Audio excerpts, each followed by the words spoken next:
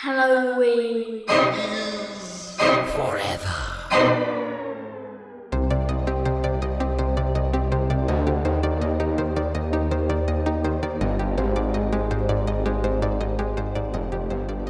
Guys, do you know how to make a clown float?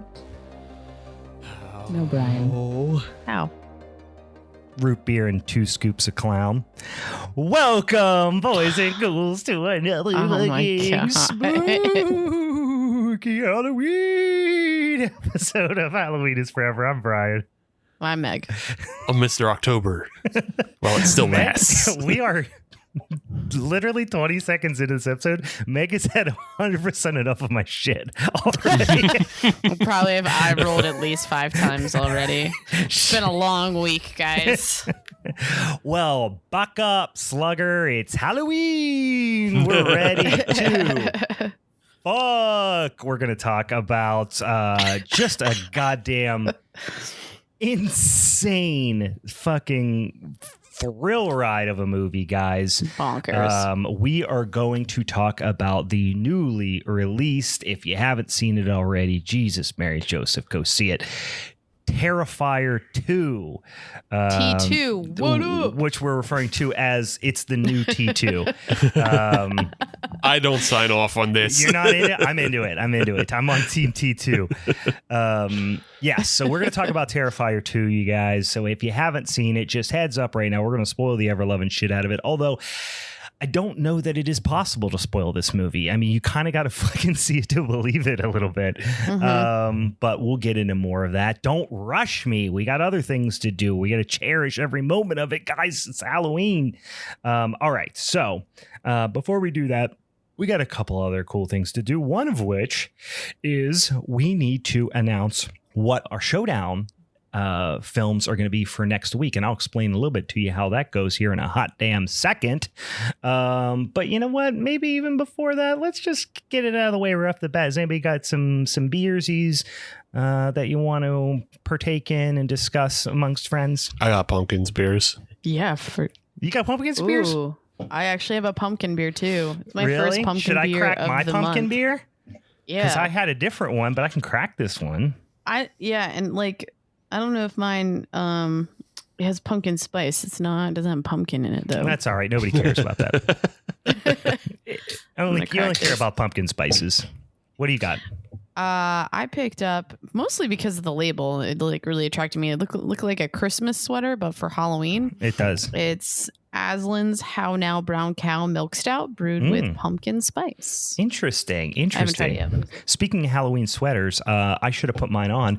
A Halloween sweater with a bunch of damn devil cats on it. Ooh, I just fun. purchased. Sick. Yeah, I bought myself a little Halloween present. Anyway, how's that there brown cow situation? It actually is really nice. Yeah. I was like trying to find one that wouldn't be too high in alcohol because I feel like for whatever reason people just want to do imperial pumpkin beers. I know. That's like I feel like there's a resurgence amongst. I was just starting to dig the sessionable pumpkin beers, and now everyone's back on their bullshit. Hell yeah. Yeah, so this one's like 6%. It's really nice. So being a milk stout, it's like super creamy, a really nice body to it. The pumpkin is pleasant, or like pumpkin spice is pleasant, mild.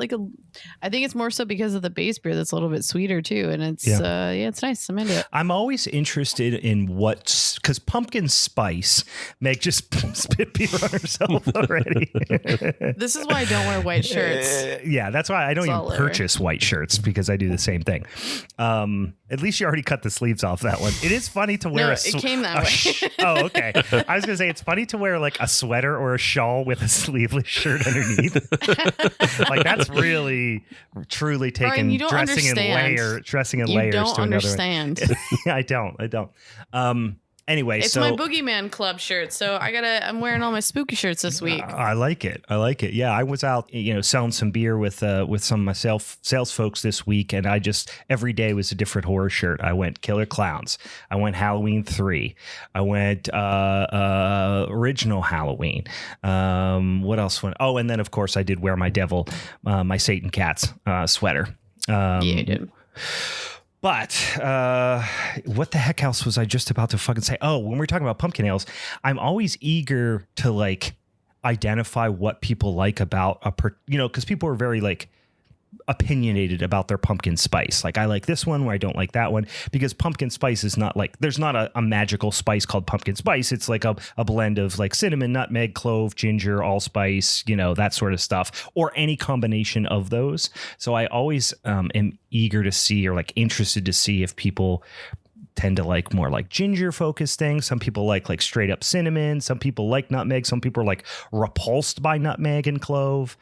What would you, not to put you on the spot, what would you say is the forward spice in this motherfucker you're drinking? Honestly, as soon as you said it, I was like, what am I getting? I think this one has a lot of ginger, and cinnamon are primary, but I'm getting more ginger. Yeah. See, that's my shit. I love all the spices, the mulling spices, but yeah, I feel like cinnamon, ginger, that's always more of the crowd pleaser. But like, yeah, like your nutmeg and your allspice, if you're, those can become like go from 0 to 60 real fast. Especially clove too. Yeah, clove too. Yeah. Like, I think, so I like those a little bit more subtle, as like, little spices. What do you got, Steve? You drinking punkies? I'm drinking pumpkin beers. What you got? And even though I gave a big hell yeah to the Imperial, I'm not drinking Imperial stuff. I'm actually drinking Aurochs's pumpkin ale. A little gluten-free situation? Yeah, a little gluten-free. I want to see a gluten-free gloop glop. Is that a gluten-free gloop glop? It is not. And I don't know how you do gloop glop at gluten-free. You know what? Cheesecake's gluten-free, right? As long as there's no crust on it, or a gluten-free crust. As long as there's no graham cracker, I guess. Yeah. Just throw some goddamn cheesecake in there. Yeah, I have to ask them about Fruit puree is gluten-free, right? Yeah, sure. Should be. Yeah. Why not? But yeah, this one's a 6.3. So, it's drinkable, and it's sessionable, and it's fine. And if you want to know, 6 is sessionable for you? Yeah. 6 is getting up there for me. Same. Meg, I'm also 6'6". So So at a minimum, your ABVs have to be 6'6". Is that the standard right now? Yes. This is how it works. This is how math works. Yeah. You go by your height, Meg. Oh, okay. So 5'3". That makes sense. I'm 5'3". So 5'3" is like... Yeah. I'm 6 foot, but a pussy. So I really go. I'm sitting over here drinking Samuel Adams Jacko Pumpkin Ale at a sultry 4.4, and it is right where I need to be. I can crush 100 of these. I think the other thing that I like to do is I like to drink beer in quantities. Like I like to drink it rapidly. So that's why I do tend to go for breakdown of alcoholism. Mm-hmm. It's real nice. Mm-hmm. I also like to mix drugs and alcohol. So I don't necessarily like to go super high ABV, because then it really kind of counteracts with the marijuana weed druggies that I like to participate in. In any case, guys, we got our punkies. We got them out of the way. I should probably say before we talk about this next part, because there's probably a whole bunch of new people listening today. I think last year on Halloween, we had like 25,000 downloads in one day or something like that, which was goddamn insane. We'll see what that looks like this year, but we probably have a lot of new people listening to us. So maybe you want to keep listening to that old podcast after this week Pookie season's over. All right. So this is how it goes. We do an episode every damn Monday. Never fail. Every damn Monday, we put out a little spooky ooky content. But once a month, the first Monday of the month, we do what's called a showdown episode. And that showdown episode is where we pick a topic. Actually, our social media friends and listeners help us by picking a topic. We do like this whole spinny ass wheel situation where they have 3 to vote on. They vote on it. They decide what topic we're going to have. So, for example, this dang month, or this coming month, which is going to be November, 3 different topics, and our social media friends and listeners picked Universal Monsters. So we are each going to pick a Universal Monster movie, and then we are going to discuss them on the next episode on that Monday, and that first Monday in November. We're going to argue, we're going to vote, and then somebody's going to take home that sumbitchin' champion champion strap for the month. My champion shrimp for the month. Steve, champion shrimp, currently is the champ, and that's why he called himself Mr. October, because he did win October, which is of course the championship. It's the WrestleMania. Yep. So he rules. Also, he rules, of course, but then also he does get to pick a little an opportunity to torture us in the very next week by picking a punishment film, which I forget what you picked already, but I remember it was something kind of fun, actually. Yeah, we didn't go hard punishment because it was what was that dang old diddly doo film that we did? I know. I can't Carousel remember. this month? No. Yeah, it was Carousel and Carousel 2. Oh, that's right. That's right. Which were fun. But sometimes we do terrible things to each other. So stick around for that next month. Perhaps we will. In any case, if you're interested and listen to us do it on spooky ooky shits on the internet every Monday, go ahead and give us a little follow or check us out on the social medias. It's at Halloween is Forever on the Instagram and the TikTokies and the Facebooks and all that stuff. All right. So the first thing we have to do before we jump into talking about T2 is we need to pick or announce rather our Universal Monster flicks for the month of November. So Steve, having won and have all the rights and privileges associated with being the champ, he does get to decide who goes first and who picks first. So most likely he'll pick himself first, but we'll see. Let's see. Maybe he'll surprise. Yeah, actually, I won't. Okay. Well, you're a gentleman. Yeah, I feel like it's because I know what I'm gonna do, and I know neither of you are gonna pick it, so I feel safe. I think I feel pretty safe too. I don't think you guys are gonna pick mine either. Okay, we'll see. Okay, we'll see. So with that though, I think I'll actually defer to Meg. Okay, and let her pick first because she's been very butthurt, and also. Brian knows far more about this topic than her. So I'm going to see if Meg takes Brian's pick. I don't know if I probably gave mine away. I had between two. Okay. And I was like watching back some older ones just to like really solidify. And I mean, my first one initially was going to be Creature from the Black Lagoon. Until then I rewatched Dracula with Bela Lugosi. And I think I fell in love with that, honestly. I think I'm gonna go Dracula. Hard to beat a damn Dracula. Fantastic flick. The great Bela Lugosi. I think I kind of gave it away a little bit too. Like I knew what you were gonna pick because you were all horned up about it on the Instagrams. I did. And even on the Facebooks. Yeah. All right. Well, we got a little Dracula. So no curveballs there yet. Steve, you want me to go next, or you want to slide on in there? The way you said that nobody would pick yours might actually be oh God, a Steve, detriment to me. Choose yourself. Okay. All so right. yeah, I'm gonna have to. Yeah, I'm gonna have to go myself. Fucking do it. Don't you? Because again, I also feel you definitely know more than me about the. You know, you're a bigger fan of this genre than I am. I'm a big Universal Monsters person. Yeah. So the one I'm going to choose though is The Invisible Man Returns. Okay. Invisible Man Returns. All right. Oh, okay. Yeah. Yeah. I was very much tossed up between the original and the sequel. Yeah. But I like the sequel. I do like the sequel too, but my pick is 1933's The Invisible Man. That is my favorite.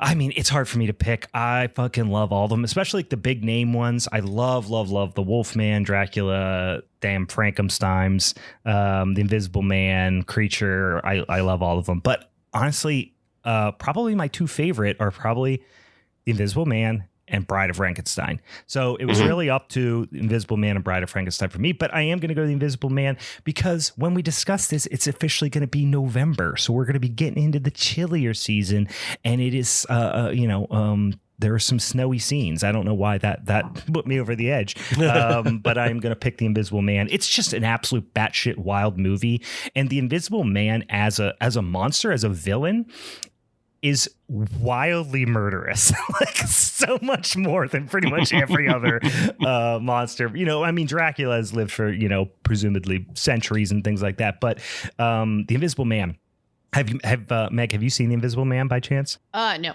You're I'm familiar with the character, at least. treat. Yeah. I mean, especially I get to watch two of them. That's fun. Yeah, I've never done them back to back, so I'm excited to do that as well. So, all right, fun stuff. So we have the Invisible Man. We have the Invisible Man Returns, which is quite a bit later than the original, right? What year is Invisible? 1940. Oh, okay. I was thinking it was like 45. So it's still 7 years later. It's quite a bit later. And then Dracula is 1931. Yeah, I was going to say 31. So that's one of the very, very first. And I'll say just as a note for anybody who's out there looking to watch all of these, jump on archive.org, the Internet Archive. I'm pretty sure all of them are up there. Okay. I think I know at least both the Invisible Mans are on there, and I don't know why Dracula wouldn't be. So I think Tubi has quite a few of them too. I know they have Dracula. I know they have the Invisible Man. I don't know about Return, but I think they got Frankenstein. I feel like I watched it on Tubi. I'm gonna just confirm. I watched on Tubi. I have an alarming amount of these movies on DVD and VHS, so I'm gonna watch me some dang Invisible Man on. Actually, I don't have that one on VHS. I have it on DVD though. All right, so guys, it's Halloween. Either you're probably listening to this on Halloween, so there's nothing better to throw on than a dang old Universal monster movie and get ready for next week's episode when we argue about those sumbitches. So we did our pickies, we did our punkies. So let's get into this goddamn flicky, guys. We're talking about T2. Once again, I'm going to keep saying it till it sticks. We're going to talk about Terrifier 2. Guys, this just came out a couple of weeks ago. So this is 20 and 22. And it is so a little bit about Terrifier 2. First of all, directed, written, practical effects primarily done by all the same guy, Damien Leone, who is in my mind shooting himself to the up the fucking ranks in terms of just absolute fucking masters of horror. He's an incredible already practical effects makeup artist in his own right. He directed he kind of really put himself on the map from a director standpoint he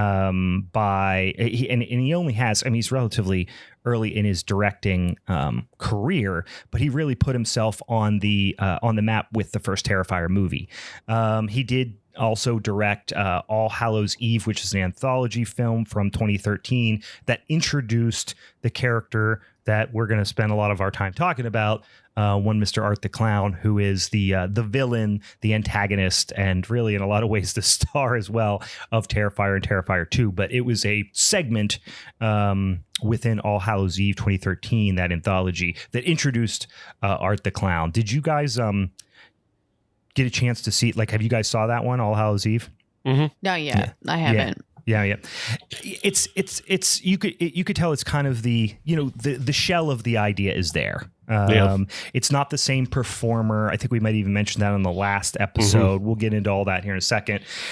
But it's the general look and feel of Art the Clown and his kind of just creepy, sitting around and creeping people out and then doing horrible things type of thing. Certainly comes into play, but it's a very different feel, and it really comes in its own right with the first Terrifier movie. So there's also another short film he did prior to All Hallows Eve that's called The Ninth Circle. Oh, I have not seen it. Neither have I. But it's like the first appearance of Art the Clown, but it was just I don't want to say guess, but it was just the idea, I believe, is Art the Clown abducts somebody and delivers them to the devil. Okay. But just Art's in the first 5 minutes or whatever. Yeah. Okay. So it's a character he's been playing with for a while. And so, I guess if you watched all 4 of these movies, you get to kind of see the progression of the character develop. I didn't know the shorts were before that. So that's I'm definitely going to check to see if I can't find that short. For sure. He also did another one, which I'm interested to see now that I'm finding on here from 2015 called Frankenstein versus the Mummy. Which looks kind of cool as well. So yeah, I don't know. I'll have to check that sumbitch out there as well. Have not watched that. Yeah, my first introduction to him as a director and in general was Terrifier. So if you haven't seen either the Terrifier movies, would certainly strongly urge you to do so. But I will tell you this. not for the faint of heart, I would say. They are freaking gruesome, gory, hyper violent, really over the top, kind of gross out effects, but also they're trying to be, it's not always like, I would say, like, even going as far as to say, like, they're trying to go for like hyper realistic gore too. Like, yes, it is over the top, certainly at times, but it's not just like, freaking blood spurts and stuff like that. Like, it's a lot of really intense gore and eye stuff and hand stuff. Can I make a comment about that though? Like, that is, it kind of is like one of those factors, because at times, I'm not gonna lie, I don't know if you guys felt that way. I had a couple laugh out loud moments within both these films. Yeah. A bunch of them. But the way, especially in this movie, more so than I noticed in the last one, of like how easily the bodies just get pulled apart. Yeah, we'll talk about it more. Like, that was like always cracked me up about like, I totally am with you, and it definitely, it's showing you some shit, but like some of the scenes just cracked me up with how easily these bodies, the way they made them in the practical effects, just like rip apart. I would say, and it's probably because I would say all three of us are probably inoculated to the violence. That's why it comes off as funny, because we're seeing past the violence. And like the scene that everybody is like throwing up and passing out at is the one that I laughed. Like I literally gut busted laughed by myself, and I'm like, this is a cartoon. Yeah. Can you say which scene it was? Because I didn't look enough to like see which scene they're. I know we'll like dive into a little bit more. I was going to say there's probably 3 or 4 that people. But I would say, I mean, the most brutal one. Are you talking about the friend in the bedroom? Yeah. Scene. Oh, okay. Yeah, that scene. Right. Yeah, that's the scene. The chicken arm, fucking the way. Yeah, like I mean, like definitely such a weird. That was one of the ones that stuck out to me too. I definitely lulled just, like, at broken. The. I found myself lulling at the smashing the mashed potatoes in the mom's face that got shotgunned. Like, again, it's just so gratuitous. And I think the thing that's funny about it is not necessarily that I'm like, oh, people are dead. That's funny. It's more just like, it's so insanely just mean and over the top that it's like if you saw somebody like on a clip, like trip a child. You're like, that's so mean. Why would you trip a child? It's funny because like who would be that mean? Like this is that, but with practical effects. Right. You know what I mean? And there's like also so much cartoon logic to it. Yeah. Like, and there's like the dream sequence where he pulls out the Tommy gun. That's, there's the scene later in the film. Tunes. Like so many of them are Looney Tunes comedy beats, which are, we've talked about before. It's like all the best comedy is still just Looney Tunes bits. Yeah. There's the later scene where he kills the girl at the circus and like he has her up against the wall, and then just the way the camera moves, it moves in to reveal a jar of acid in his hand. And it's a cartoon reveal. Like it's he's got acid. He might as well have like a rubber chicken. Yeah. Or right. Something. Yeah. It could have been anything in his hand. It's just like it's a fucking cartoon. So yeah. But can we not just start out by saying we have another contender for best horror butts in this movie? Right from the beginning. Are you talking Art's butt? Yeah.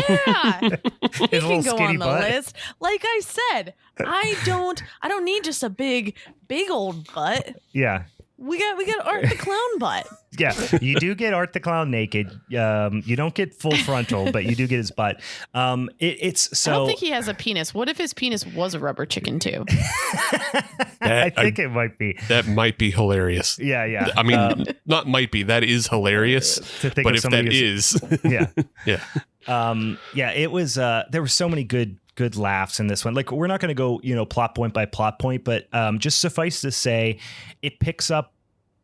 Initially, it's one of these movies that just hits the ground running. I mean, it goes from 0 to 60. It is picked right up at the end of the first Terrifier movie. Again, spoiler alerts abound here, but the first Terrifier movie ends with after Art shoots himself in the fucking head once the cops are kind of have him cornered, when he's eating the face off the girl who is the sister that comes back to save her sister and friend who have already been dispatched.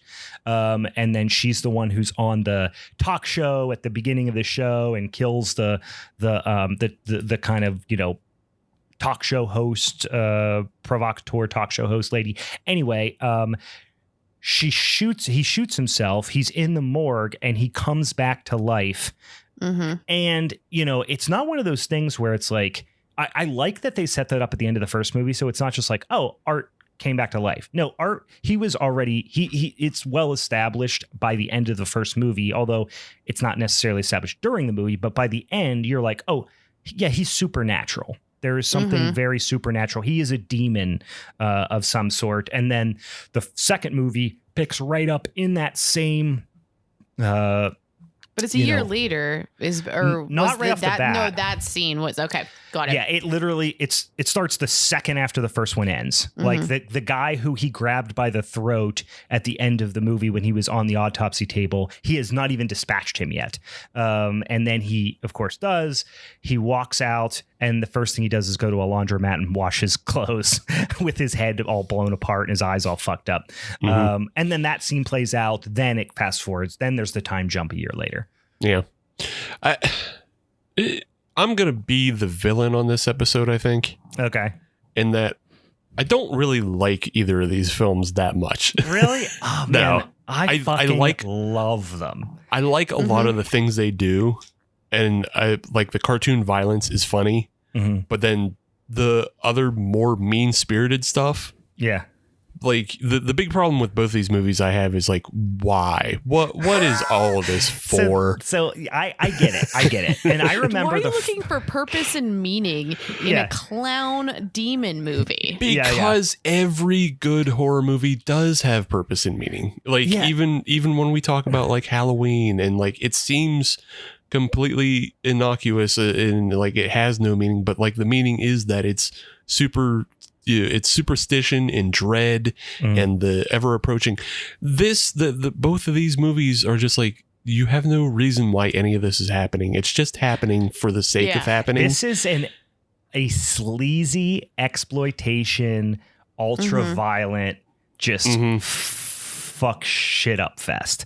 I think what I like about the film is that, like, what I saw in the first one is that it created so much dread around that. And I will vibe that, like, the lack of knowledge of why this is all happening makes it all the more terrifying. I think there's that unknown. Yeah, I get, because I mean, that's what makes Halloween work, is you don't know why it's happening. But like for me, it doesn't read like the original Terrifier doesn't read that way for me. It reads like, oh, here is like an edgelord version of the Joker and Michael Myers, like the worst parts of the Joker and Michael Myers put together. All right, to do Splatterfest stuff. All right, let me rebut that. Sure, okay, because the first time I watched Terrifier, I felt a little bit the same way, and I think I've seen the first movie 3 times now, and I've liked it progressively more every time. The first time I saw it, I was like, yeah, this is kind of like this edgelordy type of thing, whatever. 2 things. One, Art the Clown as a villain, visually and performance wise, is wholly unique and scary. Like, they really nailed it. They basically took, the Zebo the Clown kind of thing from like Are You Afraid of the Dark and made it like legitimately scary and pulled it off with the prosthetics on the face and all that stuff. And then the and his name is now escaping me, but the guy who does who plays Art the Clown, David Howard Thornton.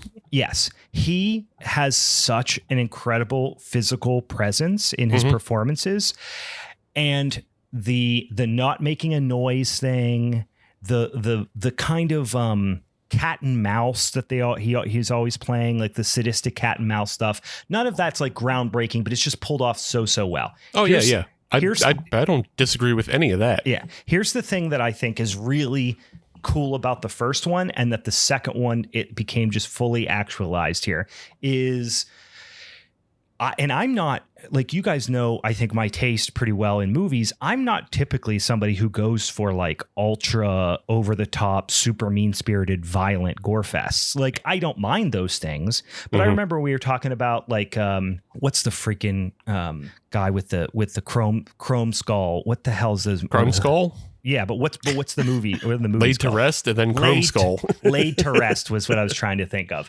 Yeah. Anyway, like that, even that one, it's like, yeah, it's cool. There's some cool kills. There's some cool situations, but it's just like, it's just a really mean-spirited slasher, right? Mm-hmm. Not really that into it. This one, I cannot think of another movie, until Terrifier 2, where I was like, it felt like this movie was willing to do absolutely anything. And it's unpredictable. It's untrustworthy. It is going to do absolutely anything. So there's no ceiling, the insight, you know what I mean? And then the other thing is, it's like, I can't think of another movie that is like, oh, 1 second you're like, oh, Jesus Christ. And the next second you are like laughing out loud. Mm-hmm. I can't think of another movie I've ever seen that was both so like intensely violent and repulsive and also madness, maybe? I was laughing my dick off when he was trying the glasses on in the costume shop. Oh, yeah. See, yeah. Well, okay. So Terrifier 2, yeah, like I agree. Like Terrifier 2 is like an improvement on Terrifier. Mm-hmm. Like, cause I think Terrifier is it's just straight down the middle, mean spirited. And like, there's no story around it. Not very much. It's a T. I'm going to keep calling T1 and T2. Yeah, sure. Unironically. T1 is shallow story wise, 100%. Mm-hmm. Yeah, there's no doubt about that. So like and like I understand like everybody is really in love with both of these films. Mm-hmm. Like it's one of the most polarized I've ever seen an audience, because anytime I see somebody say something negative, boy, do they get the drizzling shits on them. I know I was coming into this episode knowing that both of you were really going to like this film. So I walked out of the theater on cloud nine. Yeah. I really was like, movie of the year. Yeah. So I really tried to like, I even went against doing things that I usually don't do. Mm-hmm. I went and listened to podcasts with Damien Leone to get a sense of the guy. Because it was like, well, either there's something I'm missing, or maybe he's just like the Darren Aronofsky of horror. Maybe I have that in my pocket, but he's not. He's a nice guy. He has a good sense of everything that he's doing. Yeah. It's just, I think, and this is what I've come down on, he's just not that good of a writer. I could maybe see that after the first one, but not the second one. No, the second one too. There's the second one's full of fucking nonsense that doesn't pay off, and none of that. He just writes in a bunch of shit and lore. But he wrote good characters. He has, yes. There is a good cohesion, and like I said, Terrifier 2 is an improvement on Terrifier. Yeah. But like, yeah, there's a cohesion to the story because we follow this family that is like being menaced by art, and like there's connections to art. But you never really figure out what those connections are. Well, he's going to make a third one. He already said. I assume so. It's just one of those things where like I think it's like just not great. And it's something I've learned from listening is that he's been developing the art character. It's not something that he's had down solid. And he's making it up as he goes. Yeah. Yeah. And that it's even been changing because of how good the actor is. Yeah. Is one of the things he said was the way David Thornton changed the character is like Damien was never sure if Art was a guy dressed up as a clown or a clown. Mm-hmm. And then the way David started playing him in Terrifier when he took over the role is he started playing him as a clown. Mm-hmm. And you can tell that in like the way he runs and does the goofy, like so just, and then like he fully embellishes that and embraces it in this movie. Mm-hmm. You know, it's just like, I just came down on the fact that I think because Damien's doing all of the roles. Yeah. You know, he's doing the directing, the writing, the effects and everything. He's servicing his effects as a director and a writer first. Yeah. So he's full on displaying like the effects and things he wants to show. Mm-hmm. But he's not figuring out like his characters or lore. He's a highly visual director. That's absolutely clear. Yeah. But this strikes me as a movie like this is the antithesis of elevated horror. Oh yeah. Like this is down and dirty, sleaze bag, ultra violent, sleaze, which I fucking love. But yeah, it has its place. I have not had a movie that I've watched in a while that was like a slashery type of movie where I cared about a protagonist as much. Yeah. I mean, you worry about Sienna and her brother. Yeah, specifically Sienna. The brother is like, maybe him is like, because he's a little bit more cartoonish. He's like with his damn giraffe neck and right. But he's do you guys good. recognize who that is?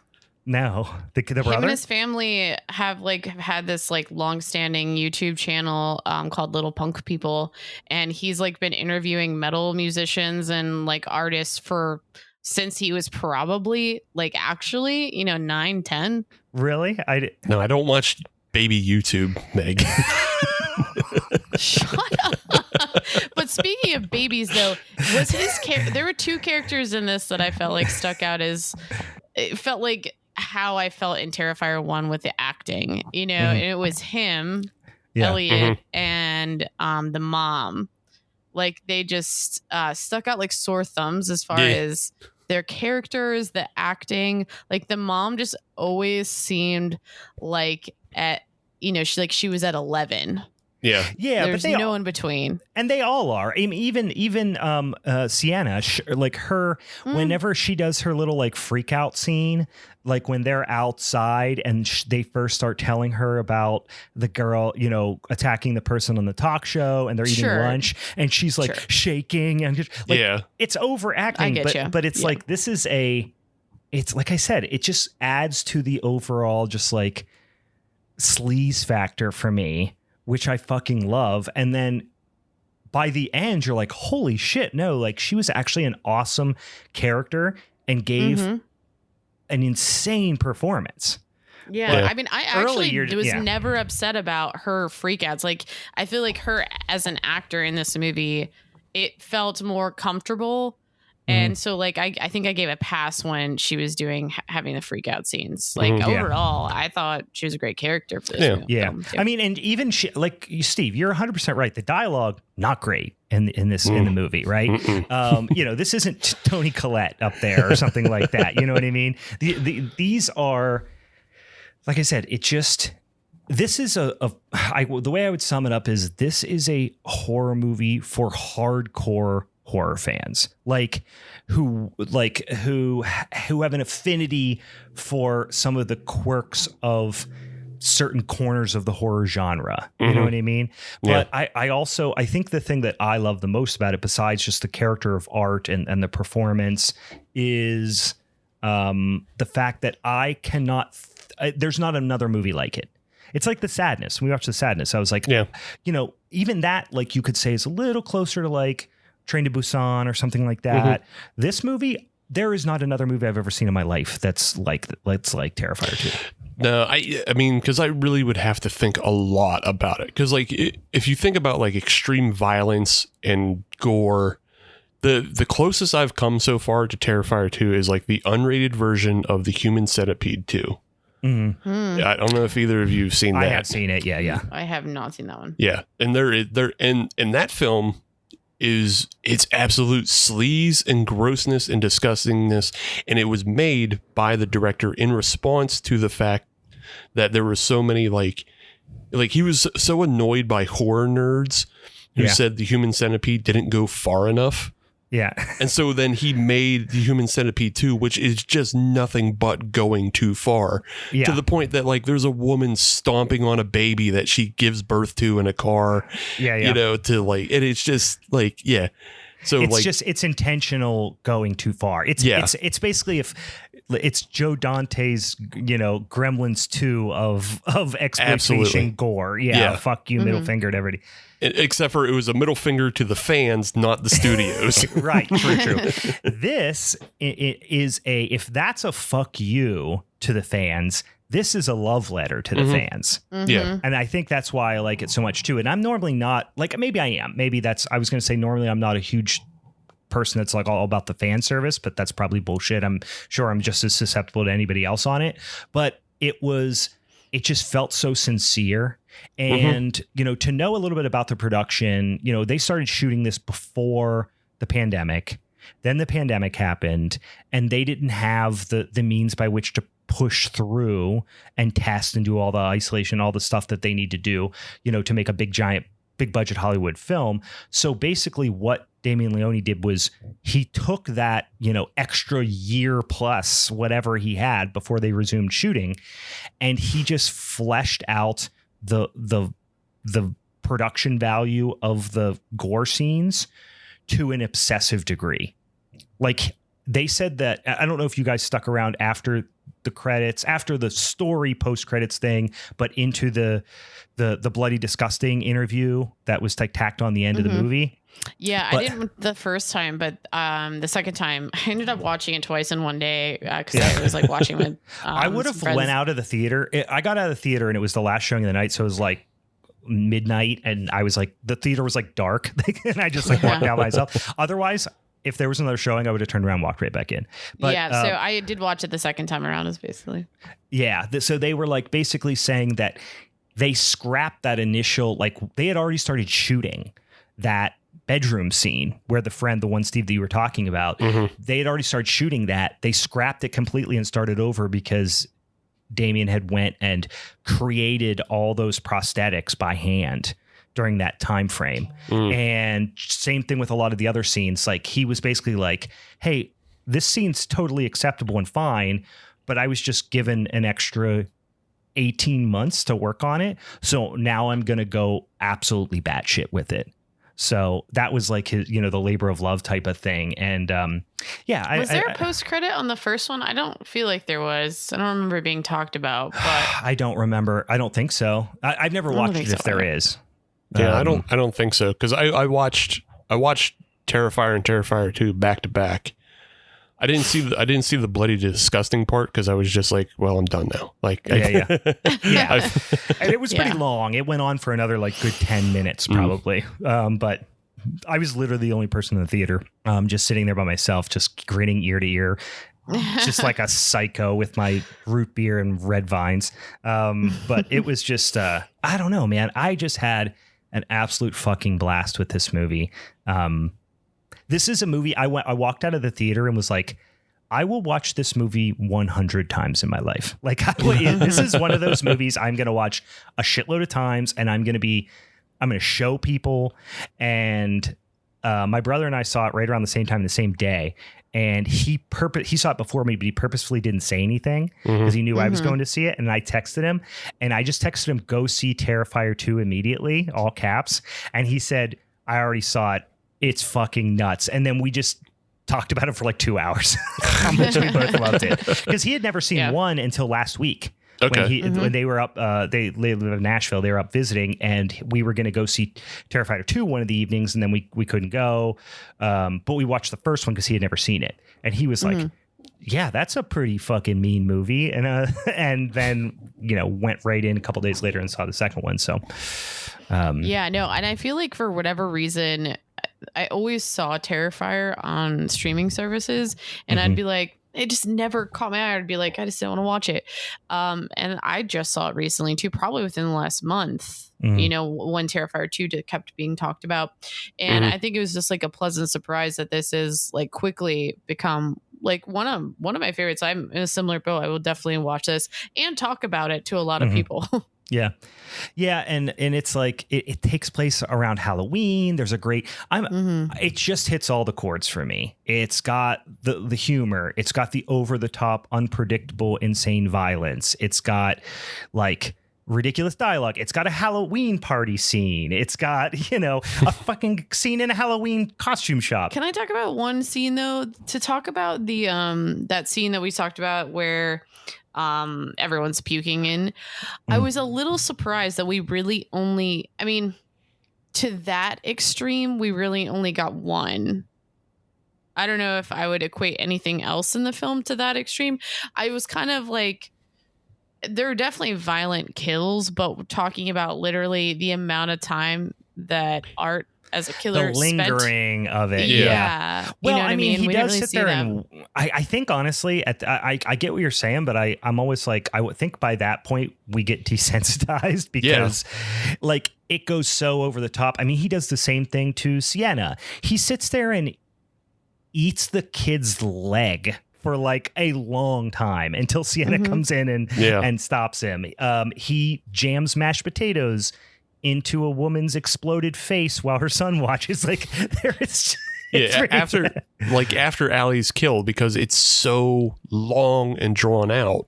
Yeah. You can't, like, you're not going to top it again by doing the same kind of long, extended, drawn out thing. It's just not going to work in people's minds. I agree. You'd have to do something. The first one, pretty much that, clothespin type scene. Right. Mm-hmm. That, I mean, we only got one of that. Yeah. Because I mean, that's just how it works as far as like one, what audiences are going to tolerate, but then even for the people like us who are inoculated to seeing violence like this, it's not going to play again. It's just going to feel like, oh God, like, what are we doing here? Because that's how I felt. Like Allie's scene, I laughed out fucking loud because it's so gratuitous. And then it has the break of him goofy bumbling out the room and then running back in with bleach and salt. Like, that's what I immediately started laughing. That's I've never felt that way in a scene before. I never was like, oh my God, like, because there's a point in that scene where you're like, it reminded me of the first time I watched Maniac, where I was like, when he's like stabbing the woman on the bed, like the first woman he kills in Maniac, like Joe Spinell, his character.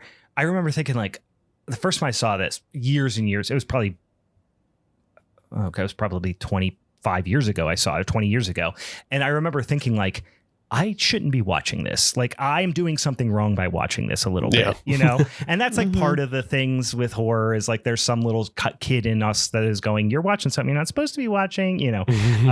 But like as a jaded, that's like, your little Catholic ghost. Yeah. That's my little,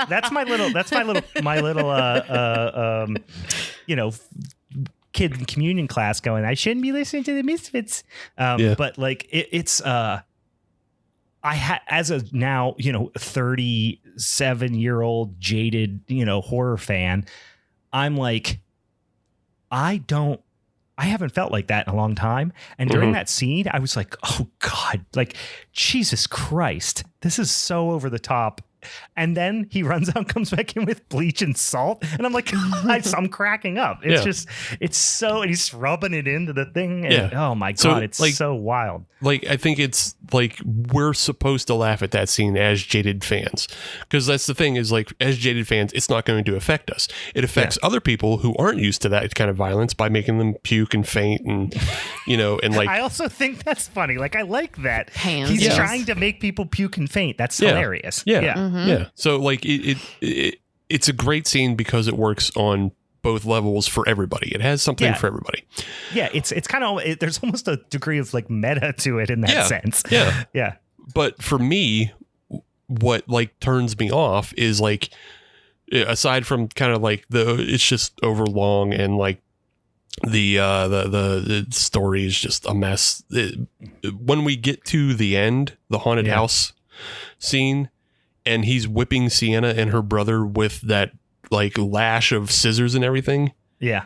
And I'm just like, what are we doing here? Because that wasn't funny to me. That was just like, no, it wasn't funny. It was we're like, just whipping kids with scissors, and I'm like, you felt for her at that point because it was like she was going to push through no matter what, and they kept bringing you to the edge of, because they set up this entire movie with all the brutality and all the craziness. And they even set it up in the first movie where the lead fucking person just gets shot in the face unceremoniously. Right. In the first movie. Like, all these terrible things happen to her. She perseveres, and then he just empties a gun into her face. Fuck you, you're dead. So you are like, I don't trust this movie. It would do anything. It would kill anyone. So you're thinking they're going to kill Sienna. They're going to kill her. They're going to unceremoniously chop her fucking head off. So they keep taking you right to the edge. And then she keeps coming back for more. And then so far as like, you're like, oh, she's at one point I was like, oh, she's dead. And then when she's floating in the like tank, like in the other, you know, dimension or whatever. So you felt redemption when she came back up from that. And then she chops his head off and it's like fucking H2O, Halloween H2O. And you're like, fuck yeah, chop his head off. And you're like rooting for, I don't know. I just like, it just was an emotional roller coaster. And I guess sometimes with a horror movie, that's all I'm looking for. Sure. Yeah. Mm-hmm. I guess I'm just trying to feel stuff, Steve. I guess I just wasn't as sucked into it. And like, there's another thing that I'll admit that took me out of it. And I'm surprised more people haven't said anything about it. I saw a couple comments because I did the other thing that I don't usually do is I went on Reddit. And I was like, is anybody saying anything about this? Yeah. For me personally, this is one of the ugliest movies color grade wise that I've ever looked at. I get it, but I like it. The same thing you don't like, I like. Every scene is teal and rose gold. Yes. And it makes me sick. I don't. Yeah. I love it. I love the grossness of the colors. I love the freaking, I mean, it's almost like they're doing it on purpose. You know? Oh no, it's totally on purpose. I love it. I love the grimy, gritty grossness of the whole thing. I like that too. And that's one of the things I liked about the original Terrifier is like the blacks are so harsh in that. And like there are like a bunch of, it kind of looks like it always feels dreamlike. Yeah. Every scene feels like a dream. And it kind of looks like a harsher version of Punisher Warzone. Oh yeah, totally. Except for if you made the streets wet. Right, yeah. Like there's just like there's a lot of different colors. There's like a lot of different lighting elements, but this one they kind of abandoned that to put in all this teal and rose gold. But like it was definitely done on purpose because if you look at like especially the dream sequence, there's like when Sienna's in the bed, there's two different colored lights on her to show her in the bed. But then even in the production design of the dream sequence, there's like lights behind art that are like rose, but then the walls blue, the mats blue, the actors are dressed appropriately for the colors. So like, yeah, it was definitely done on purpose, but it's just so ugly to me. Yeah. That's just a personal thing. So I don't, I guess that's a me, but I mean, I guess I could tell they were like setting a certain scene too. Cause I mean, what stuck out, in addition to that, but I think there's a little relation in my mind, is like the music that they used a lot. It kind of reminded me of even a Stranger Things vibe. You know what I mean? And so I was getting kind of some of that going on of like them setting up a time and place for it. But yeah, and it's a big, like they do a lot of big, like I'm not going to describe this well, but like this big vibrating, like humming drones and stuff like that, that just lend like a degree of dread to it. And then guys, we haven't even talked about, they have a goddamn scene with a murderous clown in a fucking haunted carnival. Like what, how much better can you get? I know I'm a mark for clowns, but I just fucking love that scene. And then a guy gets stabbed in the dick. It's just so much good. Are we going to have an episode about like dicks being chopped off? Because now this is number 2 that we've watched recently. We had Piranha Dick 3D. Mutilation. Yeah. We had Piranha 3D, but we also had that. We had that Friday the 13th fan film we watched. Remember that? Going all the way back to the early days. That guy got his dick off. I remember. No member. Member off. You shut your mouth, you bastard. I don't want to deter too much from this clown or go into a carnival, but like this movie also brought in, I forget the character's name, that little girl. Who was also we haven't even talked about her. The pale girl, right? Yeah, more unexplained lore. What are you talking about? They're gonna explain in the third one. Yeah, sure. So I will be honest with you. The first scene where she popped up, I was like, oh god damn it. I was really not psyched when she popped up in the laundromat because then I was like, oh, they're doing it's Scrappy Doo. You know what I mean? I literally immediately thought to myself, this is his Scrappy Doo, and I very much don't like it. But then and then she shoots shit all over the place. Like it's just so over the top. And I'm like, God damn it. Like whatever, but this is going to suck. And then when I realized that he's in her head and he's doing that. Then I was like, oh, thank God. Yeah. Yeah. And again, that's just the thing. I'm not sure of like, what is the relationship, because they explain at least that she was killed at the carnival that Art fucks around in. Yeah. She was killed at some point, but like, was she killed by Art? Is she actually a personification of the demon that controls Art? Yeah. And it's just, I think she is. I think she is the mental, not mental. What's the word I'm looking? The avatar? Maybe. Yeah. I mean, she is the way that she is how the illusion manifests itself in people's minds who are kind of been infested, if you will, by whatever this demon is. And Sienna's father obviously was I'm just gonna say infested, inflicted, whatever, by whatever this demon is. Now she is, so we're gonna learn a little bit more, hopefully, about what that is. But then at the end, which we've skipped a bunch in the middle, but it's a huge part of the lore moving forward is he gets his head cut off. He's dead, presumably. Mm-hmm. And then they're like, oh, we've done it. And then the pale girl walks in, which, to the movie's credit, I forgot about her. And then she walks in. I was like, oh no, she's back. But then she picks up his head, like rocks it around like a baby, talks to it, laughs, and then walks out and just bails. And you're like, oh, Jesus Christ, where's she going? Then they go to Y2J in the fuck. By the way, tons of horror icon cameos, which we could probably do a whole nother episode on. Felissa Rose, who else was in it? Not Linnea Quigley. Who else was in it? There was somebody else in it. There was a bunch of kind of horror icons cameos in there.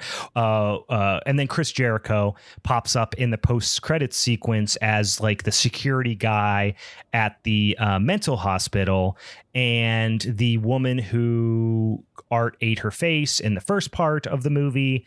You're now learning that he has done something to her, passed along some sort of infection of this demon to her, because now she gives birth to his head in the room.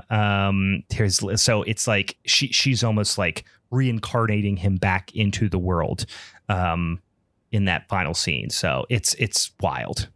I guess that was what was happening. Maybe. Yeah, he can't die. Like he can't die, but I don't. Yeah. It just seemed like another gross out scene to be gross and silly, and like it is. But like also they're like, listen, the lore is here. So I don't know. I thought she was going to give birth to like a clown baby of sorts, not just his head. I like that it was his head. I was on board with the fact that it was just his head. Yeah. I don't know why it had to be just his head. Because I took it as this is just me completely, pushing this narrative forward. There's nothing to suggest this is the case. Mm-hmm. I almost took it like he is like Venom. And like, you know what I mean? Like his head is now going to basically attach itself to like another body or something like that. And Art is going to live on as this demon in another vessel now. Oh, so like Friday the 13th, the last Friday, Jason goes to hell. Look at me. You shut your goddamn mouth. What would be great though? Oh yeah, you got one. Not the cotton candy gun. No. I've got my cotton candy gun. I was gonna say though, if that's the case, I hope it ends up on a really like jacked body or like something super weird. And it would be Chris Jericho's. Which I saw his name pop up in the beginning. But please don't let Chris Jericho have to act anything. He's horrible. Oh no, yeah. I was like waiting, and I'm glad I watched it a second time, because I was like, oh, there he is. Mm-hmm. And he's just checking people off his list, guys, Yeah. Y2J, baby. He's doing what he does. Mm-hmm. Guys, that's it. I could talk all night about T2, my beloved T2. I really hope to see it again in the theaters this weekend. I almost went last night, but then I drove back from Philly and didn't get home till like 2:30 in the morning. But I almost stayed just another night just so I could go see it again, because it's been playing every night at the theater right up the road from the hotel I stay in. But it's like a nice big, big giant AMC up there. The beautiful AMC Pottsgrove. But yeah, I had a blast with it. Any final thoughts besides please go see it immediately? No, I've said my piece, and I know the audience is just going to be mad at me. So, Steve, how do you come off of such a fiery, hot, sexy take like you had with the Spider-Man on Halloween Ends, and then come up with such a weak, just shitty take on this movie? I think it's just literally. I don't know. I think it's literally just because it was so ugly to look at. I was just looking for other things to be mad about. But like, I fully admit, like, it's just like I didn't like Terrifier 1 when I saw it, and I still don't like it after watching it 2 times. Yeah, I like Terrifier 2 more, and I just hope that I will watch Terrifier 3, and I just hope like he fills out. Like, maybe, I don't know, hire a writing assistant, do something. Yeah. Like, fill out the rest of this. He's going to get a fucking budget. Oh, I'm sure he will. Yeah. This thing has made a fuck ton of money. Yeah. So he's gonna get whatever he wants for the third one. I mean, a fuck ton of money, especially in comparison to budget, because like the first one was $55,000. He made it for. Yeah. This one he made for $250,000, and it's made over millions. Well, he got $250,000 for the Indiegogo, but then he also had other investors. I think there's no way this movie was only $250,000. It might not be too much more than that. I don't think it's. I don't think it's much more than that. Anyway, it was definitely a low budget, no matter what. So like, the third one, he'll have a huge budget, and I just hope like he spends some time to just like flesh all of this out and make it make sense. You just want it to be Hellraiser. Just admit it. Yes. You want it to have this overly deep, stupid, convoluted lore. Yes. I like lore, Brian. Brian, I'm a goddamn writer. I like lore. This isn't fucking Tolkien here, all right? Not everything has to have so much lore. No, I agree. I'm excited to see where it goes next, to flesh it out. But in any case, my God. Do you have any predictions? I'm thinking it'll be almost like what's happening in between, or like before the father passed away. A little bit. You think it'll be a prequel? You think it'll be a prequel? I don't even know if I would call that a prequel, even an origin per se. story. I just like more of an origin story, perhaps, or something that like bounces a little bit of like more insight into like. I think we'll get more of a story about where art is coming from and more background. I feel like I agree with Steve to a certain point of like, I want to know, but I'm okay not knowing. Yeah. Personally. Gotcha. It's not going to make me say this movie is a bad movie because I really have enjoyed watching both of them. Here's what I think now that Meg just said the thing about the origin story. I think what we're going to get is like a 3-hour plus movie that's like it's like Drive My Car, and like Drive My Car has a whole 40-minute short film before the actual film starts, and that 40 minutes is going to be directed at the origins and what the father does, and then smash the title screen, and then we catch back up to 2025 or whatever, and that's you get 2 more fucking hours of art and lore. It's gonna be definitely north of 2 hours. I hours. actually would be cool with that. That's what I'm saying. He's gonna shoot. If he does it, dear Damien, if you're listening, I know you said you read a lot of YouTube comments and whatever. So if you stumble upon this and you're listening, go ahead and make the 3-hour 15-minute cut of Terrifier 3 that is like the Drive My Car of Splatterfest. I'll still fucking watch it. This movie was over 2 hours long. Yeah. And I didn't even notice. Yeah. It flew by for me. Yeah. No, I agree with you on that one. Yeah. For as long as it is still paced pretty well. And like there's enough to keep you interested at what you're looking at. I could watch the scenes in the whole sequence in the costume shop 100 times. I was just smiling ear to ear like a fucking creep in the theater watching that scene. When he's trying on the glasses, I was pissing myself. When he had the glasses that were the big slinkies and he's just flipping his head back and forth, I was dying. Yeah, probably my favorite. Like, that's all funny and everything. My favorite though of that scene is like the mom and son who come up to the shop, and he's holding the head. He's holding the head, and like it's just a small, quick emote from the actor. Again, the actor is fantastic. He's incredible. He's amazing. And like, he's holding the clerk's head. He drops the head. And like he just has this immediate frown, just how quickly it goes from like store prop, funny face to immediate frown. Like he's great. You know who he should play, and I've already heard this might be true. I haven't kept up with the rumors, but I swear that I heard somebody's doing a Grinch, a horror version of the Grinch. Yeah, it's coming out this year. Yeah, I think I was going to say, I feel like I've been hearing it for years. How unbelievably good would it be to have, his name is not it committed memory, David Howard Thornton play a murderous Grinch? Yeah, he is. He would. Yeah. I mean, he already is kind of playing a murderous Grinch. Yeah, I did. Yeah, and that's coming out December, and I'm sure we'll watch it. Yeah, I'm 100% going to watch it. All right, guys, let's wrap this sumbitch up. Go watch Terrifier 2. And also, guys, go ahead and if you like this episode, give us a little subscribe over there on the Spotify's or the social medias or on the fucking Apple whatevers. Also, if you like the show, and you want to write us a little bit of a review on there, it really helps people to find the show a lot with a lot higher degree of frequency. So go ahead and give us a 5-star review, write a little something in there, and then if you want, shoot me a DM in the old Instagrams at Halloween is Forever, and I'll send you some Halloween is Forever stickers in some bitchin' mail, guys. So yeah. Tune in next for our next episode where we're going to be talking about Universal Monsters as well. Anything else I'm forgetting? No, that's about it. That's about it? No. All right. Well, have a happy, safe Halloween, you spooky, ooky sons of bitches. For the Halloween is Forever crew, I'm Brian. I'm Meg. I'm Steve. All right. See you around. Bye. Fuck off. Bye.